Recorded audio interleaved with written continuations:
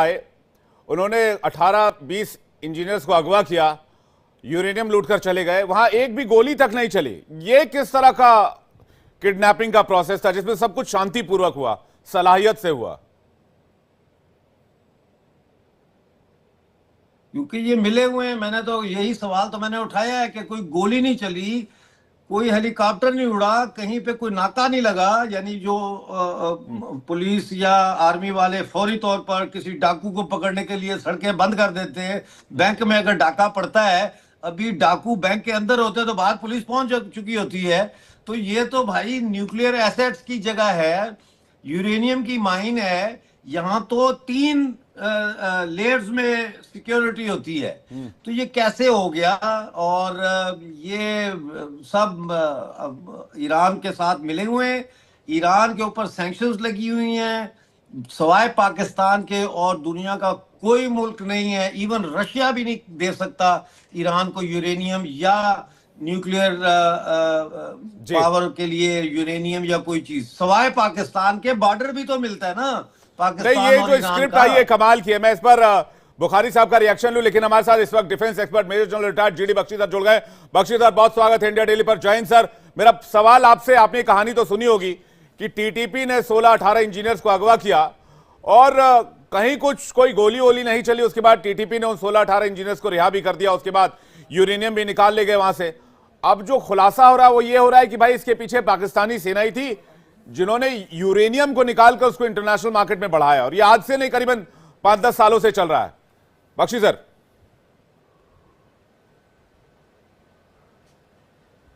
देखिए, बहुत देर से अटकलें लगाई जा रही हैं, चिंता व्यक्त की जा रही है। बहुत सारी जो ग्लोबल एजेंसीज हैं, सिक्योरिटी फोरम्स हैं, कि पाकिस्तान एक ऐसी जगह है where you have nuclear stockpiles of almost 116 bombs इनके पास हैं, और इनके पास यूरेनियम का स्टॉक पाइल है, प्लूटोनियम के स्टॉक पाइल हैं।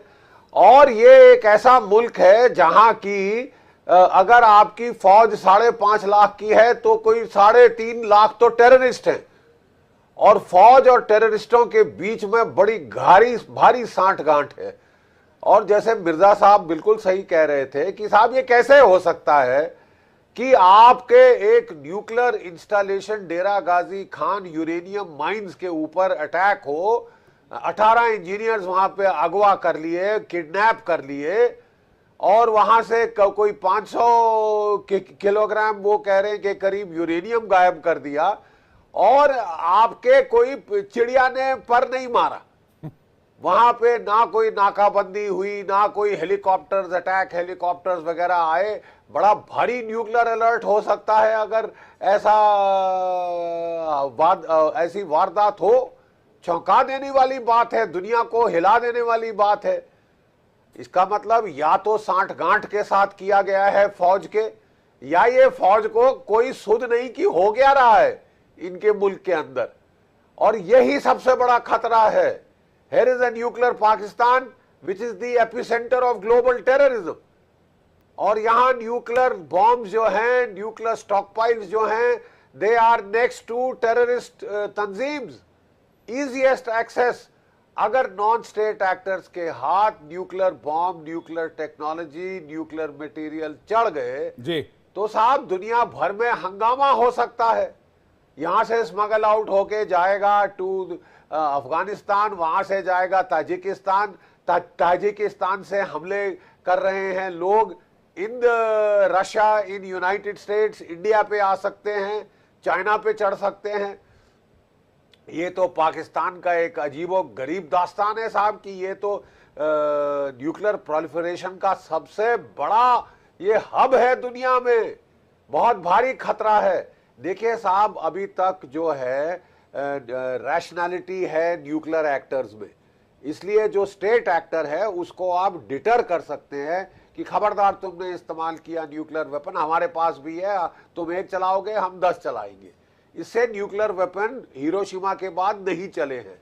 लेकिन अगर न्यूक्लियर वेपन पागल तंजीमों के पास पहुंच जाएं वो तो पागल कुत्ते के हाथ में देने की बात है, वो हर किसी को काटेगा, दुनिया भर में वो यहाँ पे गदर करेगा। ये जो यूरेनियम हो गया है, इससे डर्टी बॉम्ब बन सकता है। अगर न्यूक्लियर बॉम्ब बनाने की टेक्निकल एक्सपर्टीज ना भी हो टेररिस्टों के पास, तो वो डर्टी बॉम्ब बना सकते हैं। नॉर्मल बॉम्ब के चारों तरफ एक कोर बना दे यूरेनियम की, उसको फोड़े, रेडियो एक्टिविटी फैल जाएगी, गदर मच जाएगा साहब। नहीं, ये लेकिन कमाल की बात है बख्शी सर कि भाई 3 लेयर यूरेनियम माइन में 3 लेयर सिक्योरिटी होती है और किसी तरह का कोई फायर एक्सचेंज ही नहीं हुआ।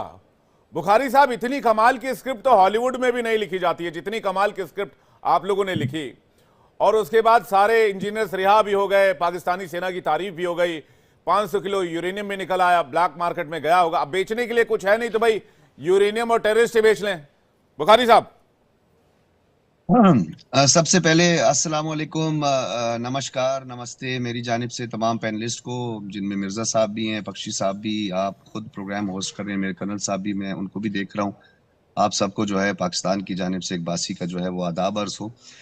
सबसे पहले मुझे ये उम्मीद है, मैंने कल भी जब डिबेट का आगाज किया था तो आपके प्रोड्यूसर साहब से भी मैंने यस्टरडे आई डिस्कस्ड के उम्मीद ये है कि हम एक दूसरे की बात को तहामुल से सुनेंगे और 1 बाय 1 उसको क्वेश्चन का जवाब देंगे और काउंटर करेंगे। ये मेरी एक मुदबाना गुजारिश समझ लें, ये एक रिक्वेस्ट समझ लें, क्योंकि तमाम पैनलिस्ट की तरह आई हैव अ राइट जी। तो सबसे पहले मैं मिर्जा साहब की गुफ्तगू का आगाज करूंगा। सबसे पहले तो आपने अपने पैनलिस्ट में जो 2 पैनलिस्ट बिठाए आपने, बख्शी साहब और वो दूसरे, उनकी एक्सपर्टीज, स्पेशलिटी और उनका जो फैक्टर सेक्टर और उनका जो एरिया है वो उसमें महारत रखते हैं, ठीक है। क्योंकि इस वक्त बात एटॉमिक एनर्जी की हो रही है, यूरेनियम की हो रही है, उसकी अफसुदगी की हो रही है, फिर इसके अंदर सेंट्रीफ्यूजेस का जिक्र भी आ गया, बहुत लंबी चौड़ी। लेकिन बहैसियत सियासत का एक तालिब इल्म, एक सहाफ़ी, और एक हद तक की बात करें जो हमारा 4th पिलर है, उस 4th पिलर ने गो कि अपनी बहुत सारी गलतियों और कोताहियों से सीखा नहीं है। मुझे आज बदकिस्मती से ऐसा लग रहा है कि हमारा 4th पिलर जो है वो कहीं ना कहीं ख्वाब गफलत में या खरगोश की तरह या बिल्ली की तरह उसने अपनी आंखें बंद कर ली हैं और वो हकायक को मसख करके पेश कर रहा है, उसे काउंटर भी नहीं कर रहा है। आप गुफ्तगू आपने सुनी, पहले तो आपने मिर्जा साहब की एक तवील तरीन कल की तरह उन्होंने कहानी सुनाई। मुझे तो ऐसा लगता है कि इनकी एक पॉकेट में जो है वो ईरान का इंसाइक्लोपीडिया है, लेफ्ट पॉकेट में इनके पाकिस्तान का इंसाइक्लोपीडिया है, और ये दुनिया के सबसे बड़े थिंक टैंक है जिनको ये भी पता है इस तरह अगवा हुए, फिर वहां गए, फिर माइंस में ये थी, इतनी लेयर्स थी, फिर उसके बाद इन्होंने वो सारी टेक्निकलिटीज का जिक्र किया। फिर उसके बाद बख्शी साहब ने बड़े जबरदस्त अंदाज में कहा कि जनाब अगर ये परमाणु बम कहते हैं, आप इसे जो भी कहते हैं, एटॉमिक बम कहते हैं, सुनिए आप समीक्षा ना करें ना, आप ये स्क्रिप्ट समझा दें कि भाई बगैर लड़े भिड़े ऐसा कौन सा अबडक्शन हो गया, किडनैपिंग हो गई, आप उन दोनों के बयान पर ना जाएं, आप ये कहानी समझा दें, ये कहानी हुई कैसे। सर देखिए मेरी बात सुने, आपने उस रिपोर्ट के बारे में जिक्र किया है, आपने उस लैब्स के बारे में जिक्र किया है, आपने उसको इंटेंशन के साथ भी जोड़ दिया है। सबसे पहले बख्शी साहब ने कहा कि अगर ये बम, अगर ये एटम पागलों के हाथ चढ़ जाए, तो हम तो अरसे दराज से आपको यही समझा रहे हैं कि ये जो आरएसएस है, ये जो बजरंग दल है, ये जो शिव सेना है, ये पूरी दुनिया बल्कि इस खित्ते के अमन के लिए एक खतरा है।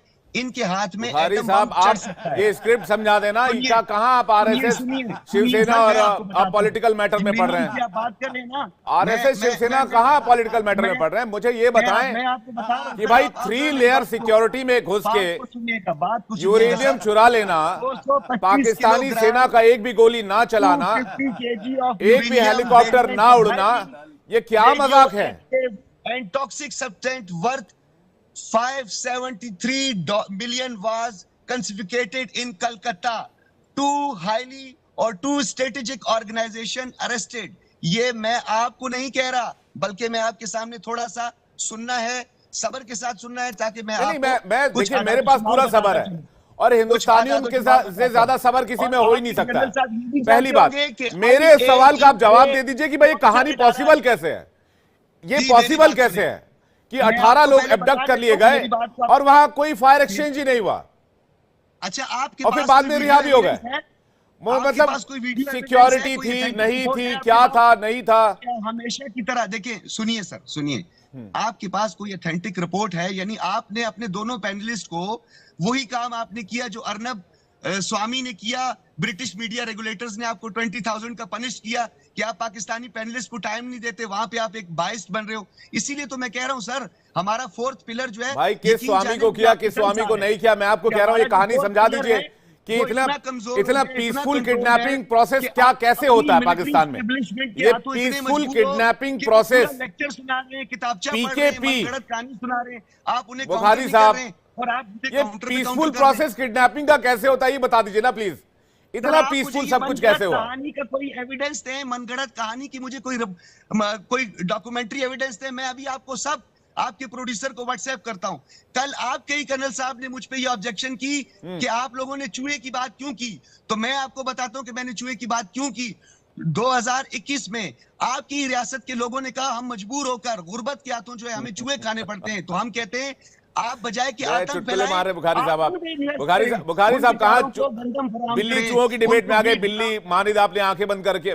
मैंने आपको कहा बस ये कहानी समझा दीजिए कि भाई ये मुमकिन कैसे है कि 18 न्यूज इंजीनियर्स किडनैप कर लिए गए और वहां कोई हलचल नहीं है। कहानी जो आपने बनाई है ये क्या है आपके पास? पाकिस्तानी सेना यूरेनियम बेचती है कि नहीं बेचती है ब्लैक मार्केट में? मैं तो जीडी बख्शीधर कुछ कहना चाह रहे हो? कर्नल दिनेश आपके पास आ रहा हूं। बख्शीधर,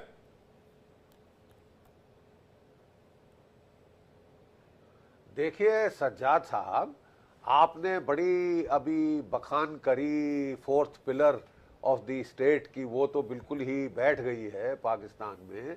हम आपसे जानना चाहेंगे, आप पाकिस्तान के बाशिंदे हैं, पाकिस्तान में ये वारदात हुई है, बख्शी साहब आपसे सुन नहीं पा रहे हैं, मैंने कहा आपका जो न्यूक्लियर वेपन्स एक बहुत सीरियस, सुन तो लीजिए ना साहब, आप सुन तो लीजिए, आपको हमने बड़े अदब से सुना, आप भी सुनिए।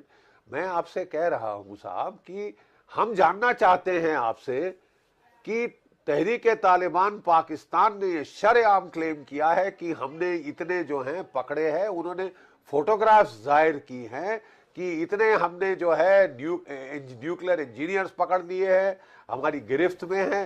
फिर उन्होंने उनको छोड़ा और उन्होंने कहा कि हम कोई 500 किलोग्राम के करीब यूरेनियम वहां से ले आए हैं। आप हमें समझाइए ये हो क्या रहा है आपके मुल्क में? आप बात कर रहे हैं कभी आरएसएस की, कभी वो तो इंडिया में है ना। अभी जो इस प्रोग्राम का जो मुद्दा है वो इस इंसिडेंट को एनालाइज करना है। आप प्लीज हमें समझाइए कि क्या हुआ। अच्छा ठीक है, मान लीजिए हमारी जो रिपोर्ट है वो गलत है, आप बताइए ना क्या हुआ। अभी कुलभूषण ने तो ये खबर आपको दी नहीं है, अब आपकी किसी प्रॉक्सी ने ये आपको खबर दी है या फिर हमारी टिड्डी ने पहुंचा दिया? अरे साहब ये दुनिया के टेलीविजन चैनल्स पे ये चल रही है, आप प्लीज थोड़ा सा अपनी आंख कान खोल के तो रखिया करिए ना। आप सर दुनिया आप कह रहे हैं हुआ ही नहीं कि नहीं, आपका कहना क्या है पहले बताइए, ये इंसिडेंट हुआ कि नहीं हुआ? बात कर रहे हैं, मेरा सिंपल सवाल है साहब, ये जो इंसिडेंट हम बता रहे हैं ये हुआ है कि नहीं हुआ? और जनरल साहब बात करने दें, आप मुझे जवाब देने दें। माशाल्लाह आप उम्र में भी मुझसे बड़े हैं, एक्सपीरियंस्ड भी हैं, फिर आपने मिलिट्री में सर्व किया है, इतनी आपकी खिदमत हैं, थोड़ा टॉलरेंस रखें। ये तो हमारे जैसे थोड़ा बहुत खून जोश में आता है, तो आप तो थोड़ा सा तामुल रखें। मैं भी पैनलिस्ट हूं, बताइए ना, आप किन भी बोला, आप लोग बताइए मियां जान, कहानी सुनाते रहे, वो जनाब ईरान के साथ ये हो गया, आपने लगे हाथों ईरान को भी लपेट दिया, लगे हाथों आपने पाकिस्तान को भी लपेट दिया। और सर थोड़ा सा गिरबान में आप बताइए कि डेरा गाजी खान में क्या हुआ? स्मगलिंग हुई है, ट्रैफिकिंग हुई है, आपके लोग internationally world wide recognised authentic reports मौजूद हैं कि आप लोगों का खतरा इस वक्त आरएसएस और हिंदुत्व जो है